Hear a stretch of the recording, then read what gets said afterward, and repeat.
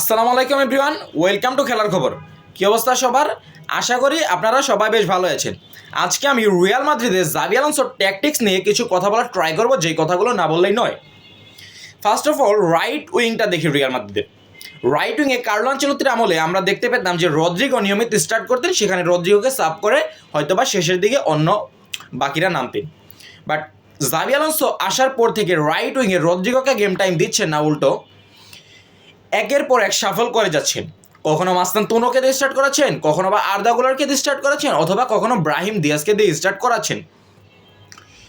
আবার রদ্রিগোকে তিনি লেফট উইংয়ে নিয়ে উল্টো ভিনিসিয়াসের সাথে একটা মিসআন্ডারস্ট্যান্ডিং ক্রিয়েট করতেছেন।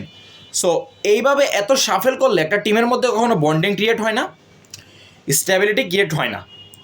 এগুলো থেকে জাভি আলোনসোর অবভিয়াসলি সরে আসা দরকার এবং একটা স্টেবল 11 কীভাবে বের করা যায় সেটা নিয়ে কাজ করা উচিত অ্যাজ শিওর অ্যাজ। এবার আসুন রিয়াল মাদ্রিদের মিডফিল্ডের দিকে তাকাই। সত্যি কথা বলতে কি, রিয়াল মাদ্রিদের এই যে মিডফিল্ড লাইন আপটা, এই মিডফিল্ডে আমি না সত্যি কোনো ক্রিয়েটিভিটি খুঁজে পাই না। দেখেন, একটা সময় টনি ক্রুস এই দলে খেলে গেছেন, লুকা মদ্রিচ ছিলেন, ক্যাসিমিরো ছিলেন, বাট তারা তো সবসময় সার্ভিস দেবেন না। একটা সময় যে ফুটবল থেকে লেজেন্ডারি প্লেয়াররা অবসর নেয়, চলে যায়। এখন যারা আছেন তাদের তো ওই দায়িত্বটুকু নিতে হবে। হ্যাঁ, এখন যারা আছে তারাও কিন্তু quality player. Fede Valverde, Jude Bellingham, Tchouameni, Camavinga, তারা আছেন, তারা কিন্তু quality player. But Xavi Alonso তাদের থেকে ওই পটেনশিয়াল পারফরমেন্সটা বের করে আনতে পারতেছেন না। এর একটা কারণ হতে পারে জাভি আলোনসোর সাথে প্লেয়ারদের বন্ডিংটা খুব বেশি ভালো নয়। হয়তোবা ড্রেসিং রুমে তাদের মধ্যে খুব বেশি একটা কথাবার্তা, খুব বেশি একটা মেলামেশা হয় না, এটাই মনে হচ্ছে। ইনফ্যাক্ট ভিনিসিয়াসের সাথে তার একটি সমস্যা তো আমরা দেখলাম। এই ভিনিসিয়াস তো বলেই ছিলেন যে জাভি আলোনসো কোচ থাকলে তিনি চুক্তির মেয়াদ বাড়াবেন না। পরবর্তীতে সেটা তাও প্যারেজ একটা সমঝোতায় এসেছেন। ইনফ্যাক্ট ফেদে ভালভার্দে কিংবা জুড বেলিংহাম অনেকের সাথেই জাভি আলোনসোর সম্পর্কটা খুব বেশি ভালো নয়, এটা শোনা যাচ্ছে। এবার আসুন রিয়াল মাদ্রিদের ডিফেন্স লাইন আপে কিন্তু জাভি আলোনসো খুব বেশি স্টেবিলিটি তৈরি করতে পারছেন না। রাইট ব্যাকে দানি কালবাহার, কখনো আলেকজান্ডার আর্নল্ড, লেফট ব্যাকে ক্যারোরাসকে দিয়ে নিয়মিত স্টার্ট করান। এই লাস্ট ম্যাচটায় দেখলাম যে তিনি আবার গার্সিয়াকে নামিয়ে দিয়েছেন। সেন্টার ব্যাকে মিলিটাও এবং হুইসেনকে দিয়ে নিয়মিত স্টার্ট করান, এটা তাও আছে। বাট শুধুমাত্র গোলকিপার বাদে, কোর্তুয়া বাদে রিয়াল মাদ্রিদের কোনো পজিশন স্টেবল নয়। কোন দিন কাকে দেখবেন যে একদিন ভালভার্দেকে রাইট ব্যাক খেলে দিচ্ছে, একদিন চুয়ামেনিকে সেন্টার ব্যাক খেলিয়ে দিচ্ছে। দেখেন কার্লো আনচেলত্তির আমলেও তো ভালভার্দে রাইট ব্যাক খেলেছেন, চুয়ামেনি সেন্টার ব্যাক খেলেছেন। কার্লো আনচেলত্তি একটা ভাঙাচোরা স্কোয়াড নিয়ে এই রিয়াল মাদ্রিদকে নিয়ে 2024 সালে চ্যাম্পিয়ন্স লিগ জিতেছিলেন। হ্যাঁ, 24-25 মরশুমে ট্রফিলেস সিজনটা শেষ করেছে। বাট জাভি আলোনসো আসার পর থেকে কিন্তু নতুন কিছু প্লেয়ার সাইনিং করেছে, সেই অনুযায়ী কিন্তু কার্লো আনচেলত্তির থেকে একটা গোছানো স্কোয়াড জাভি আলোনসো পেয়েছে। সো ফ্যানরা কিন্তু জাভি আলোনসোর থেকে আরেকটু বেটার পারফরমেন্স আশা করবে।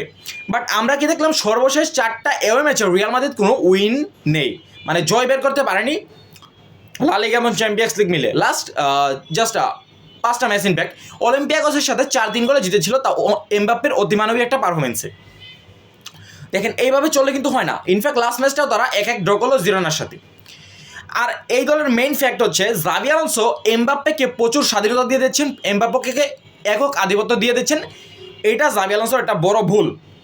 দেখেন ভিনিসিয়াস জুনিয়র তাও মাঝে মাঝে কোচের ট্যাকটিক্সের বাইরে যে নিজের ইন্ডিভিজুয়াল ব্রিলিয়ান্ট পারফরমেন্সটা দেওয়ার চেষ্টা করে, মাঝে মাঝে সফল হয়, মাঝে মাঝে ব্যর্থ হন। বাট এই দলের ট্যাকটিক্সটা মেইনলি কি জানেন?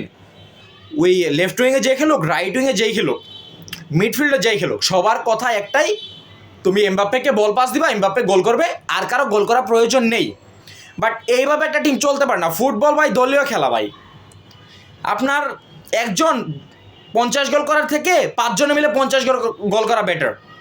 এদের টিম স্পিরিট বাড়ে, দলের ফলাফল ভালো হয়।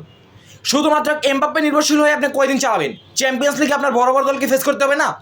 আপনি তো ছোটো দলের সাথে ম্যাচ বের করতে পারছেন না, আপনি পয়েন্ট লুজ করছেন। চ্যাম্পিয়ন্স লিগে ম্যানচেস্টার সিটি আছে, লিভারপুলের সাথে আপনি হেরেছেন, সামনে বার্সার সাথে খেলা পড়বে, চেলসি, অনেক বড় বড় ক্লাব চ্যাম্পিয়ন্স লিগ আছে, তাদের সাথে যে আপনি কী করবেন? সো টিমের মধ্যে এক একটা ভালো বন্ডিং, ভালো একটা মাইন্ড সেট আপ, ভালো একটা ক্রিয়েটিভিটি, পোটেনশিয়ালিটি সৃষ্টি করুন, তারপর দলকে নিয়ে মাঠে নামুন। এইভাবে একজন প্লেয়ারকে স্বাধীনতা দিয়ে বাকিদেরকে খাঁচায় বন্দি করে ফুটবল খেলা যায় না জাভি আলোনসো। আপনার প্রতি সম্মান রেখে কথাগুলো বলতেছি। সো রিয়াল মাদ্রিদকে রিয়াল মাদ্রিদকে আমরা দেখি নাই। কার্লো আনচেলত্তির আমলে রিয়াল মাদ্রিদ কিন্তু প্রেসিং ফুটবল খেলতো, বাট এখন রিয়াল মাদ্রিদ এত স্লো খেলে মানে বলার বাহির। সো যাই হোক, আজকের ভিডিও এই পর্যন্তই। ভিডিও একটা বেশি লম্বা হয়ে গেছে। সো আমাদের ভিডিও ভালো লেগে থাকলে ফেসবুক থেকে ফলো করতে পারেন, ইউটিউব থেকে সাবস্ক্রাইব করতে পারেন।